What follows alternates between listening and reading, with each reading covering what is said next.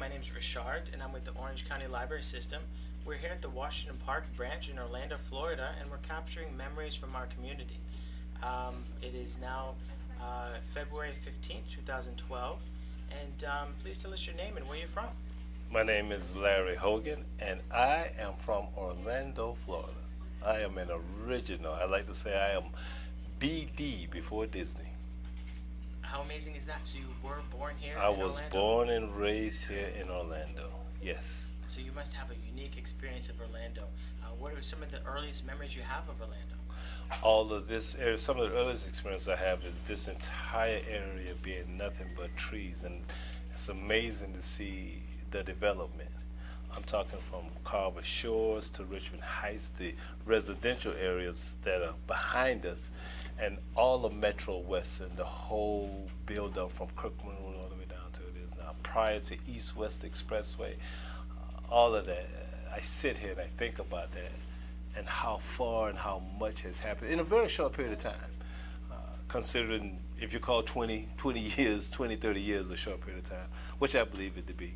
And I'm pleasantly surprised and pleased at what happened. I tell you, one of the final memories, the funnier memories I think I have of this area here, is what is now known as Gotha, Florida. It's I gather you can say maybe an upscale resident, and it was a whole orange groves and all of that stuff. And back in my days of youth, before Disney, that was primarily where you would, a young fellow would earn some money, some extra money, anything like that. And we had, me and a couple of buddies of mine, we had an opportunity to go and pick oranges. And we went out, and our destination, it started down on Paramore Street. That's where, you catch the bus for all you youngsters out there that don't know what Orange Groves is. You see all this wonderful city, that's the Orange Groves, and you go and you catch a bus to go and earn some money. You clear the oranges and you put them in a bin and you get paid by the bin. And so the one thing about it, they will provide transportation for you. We had to get up there early in the morning because you want to work during the day and come back at night. Me and my buddies, we got there early in the morning about 6 o'clock or whatever the case, and we started on Paramore Street and we ended up with what is now Gotha. And we got out there. The funny thing happened on the way to the Orange Grove. Everybody has to be accounted for. You just don't pop up unless the guy knows who you are. I guess the head Orange Grove guy. And we popped up and we got on the bus. There was no roll call or nothing. And every time the bus would make another stop, somebody would get on the bus. They had a regular crew, and they would look at us. And I was a little bit nervous, and I said, well, why are these people looking at us? But my buddy, all he could see was the money that we could make. So we kept having these various stops, and then the next stop was, after we got to a certain point, the next stop was in what is now Gotha, a few miles out. And it's about 6:30, 7 o'clock in the morning, and I couldn't take it anymore. Everybody looking at us. So once the bus came to its final destination, and all you could see was this beautiful rows of oranges that needed to be picked. And I asked the guy, I said, sir, could you use us? And he looked at me, well, when did y'all get on the bus? And I'm like, what do you mean, when did we got on the bus back in Orlando? And, he told us, he says, well, I didn't see you, I don't know who you are, but I only have a set number of people, and I can't use you today. And so imagine if you were at 6:30, 7 o'clock in the morning. We're out here at 10 miles from home. No, and at this time there was no residence, just straight woods and a 2-lane street. 6:30 in the morning, and he couldn't use us, so we had to walk back to Washington Shores, and we never got a chance to pick oranges that day. And I think about that, and now to see what is out there. I mean, all of Old Winter Garden Road is now a 4-lane highway. You got these residential areas. You got Gotha Middle School. You've got residents, private residents, and you've got Metro West. None of that was there at the time this had happened.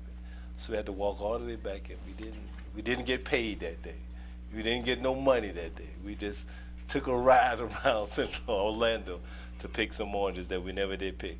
Not a good story. Eventually we did get to, we did all the right things and picked oranges and the whole 9 yards. And we didn't make much money.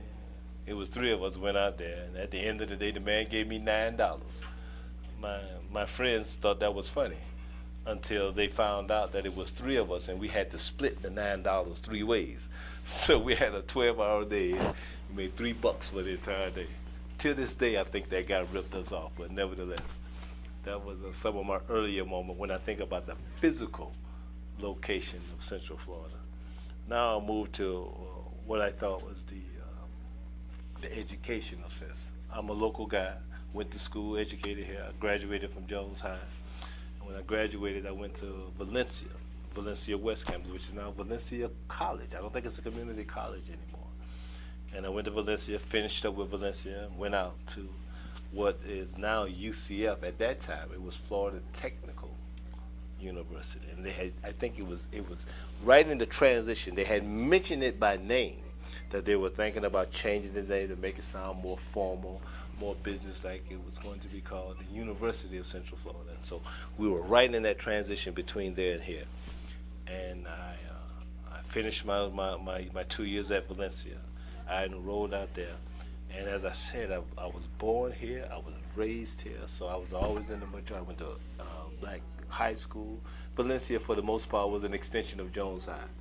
But when I got to UCF, what is now UCF, at that time FTU, so I'm going to refer to it as UCF. When I got to UCF, everything changed. I was no longer the majority. I was no longer I was just one in the number. It's a big school, lots of people from all over. And I got intimidated. And when I say that, I mean, I just sat in the class, and I just wanted to get out the class. Don't know if I learned much or anything. It was just such a different feeling. And I did not finish. And so what happened, I went head on, didn't finish, had a job, picked a job. And then about 5 or 6 years after starting there, I ended up working at Disney. This was in the mid-'80s. I ended up working at Disney. And now, almost 30 years later, I'm still employed by Disney.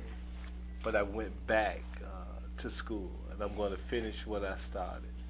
And so I say all of that to say, in this area, in Orlando, it's not what it is. It's not where you start. It's not what Orlando started to be.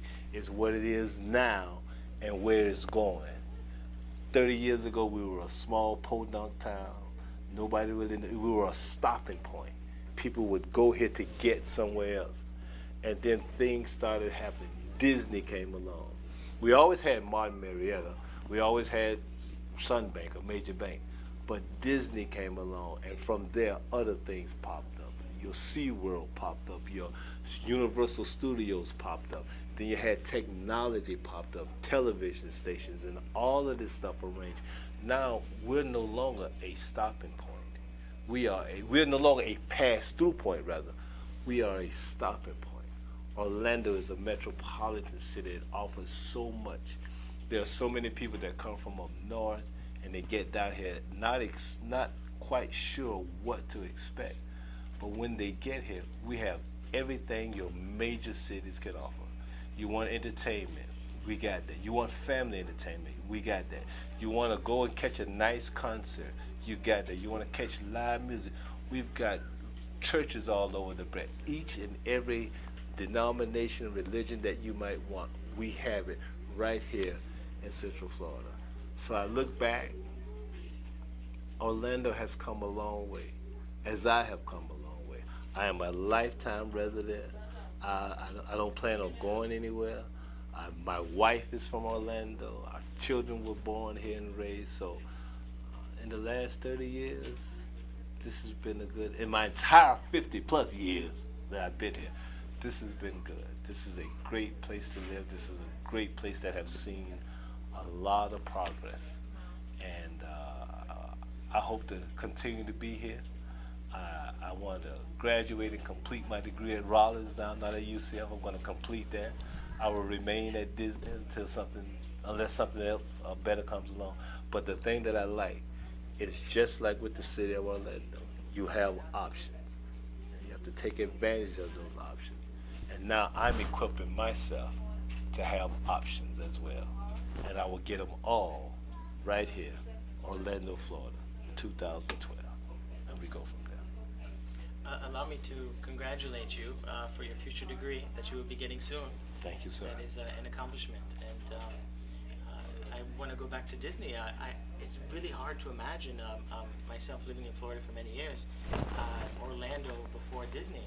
How was that when all of a sudden you heard, oh, someone wants to build this amazing park here? Oh, obviously you didn't know it would be amazing at the time, but do you have memories of that? Yeah, because Disney took off everything. Orlando International Airport. It wasn't Orlando International Airport. God, I can't even remember the name of it, but it was nothing like that. And here we are. All of the things that Orlando has become really has been started with Disney. And when they took a chance, they're the largest employer in Central Florida. They got, 60,000 employees. Not in Central Florida, but the whole company. They got about 30,000 in Orlando. But because of Disney, all of these areas popped up around them. Kissimmee grew bigger. Windermere became bigger. Clearmount is bigger now. All Winter Garden, Ocoee, all of these sprang forth from what Disney had to offer. Orlando International is one of the top, I don't know if it's the number one airport in the world, but it is one of the top 5, I guarantee you. And none of that happens because of Orlando. East-West Expressway, because of Disney World. Downtown revitalized. Orlando Magic, because of Disney World and what it has to offer. Because think about it. Disney World does what? What's the key to any community building? You gotta have a good family life. To have a family, you gotta have more than a husband and wife. You want children. When you come into Disney, you bring in your children, you bring in your family. And I tell you, I know Disney itself, they have what they call a generational marketing plan. No matter what happens to it, if I went to Disney World as a kid, no matter what, my neighbor or anybody, I'm gonna have such a great time at Disney. My whole goal from the time I left as a kid is to grow up and bring my children there. So as soon as you leave Disney with the magic that you have, you got a 20-year plan. I came here. I went there first time. My dad worked there. He helped to build the company. I was in high school. I mean, maybe in junior high when we first, because once you work there, they opened it. As you can imagine, they gave all the employees a chance to come out there and check it out. And when you go there, you look at this place and it's wow. And the thought that's in your mind, I can't wait till I grow up and bring my child here, bring my family here. So you've got this 20-year plan that Disney has. They know they're going to have repeat business over and over again. And no matter what anyone might say, if I had a great time, I don't care if my neighbor, my family, if they say they had a lousy time at Disney, I had a great time. Maybe you caught them on a bad day. I had a great time. I want to share that with my family, with my children. And so now you have this revolving, this continuous group of clients, of guests, of people that are coming to Central Florida, mainly for Disney World. I can bet you, out of the employees out of Disney, I would say well over half, 75, 3 out of 4, are working there because of their first experience that they had at Disney. Sound like I'm plugging Disney World, which I may or may not be, but this is about Orlando. And everything about Orlando, it really did spring. To go back to your original question, how was Orlando before there was Disney? It wouldn't be what it is now. It wouldn't be nowhere near what it is. Dare I say, Orlando gave Tampa, the whole Central Florida area, from as far away as Tampa to down all the way up from Tampa to Jacksonville, a lot of it sprang. It became Central Florida based on Disney and Orlando and what it did for them. So, very important.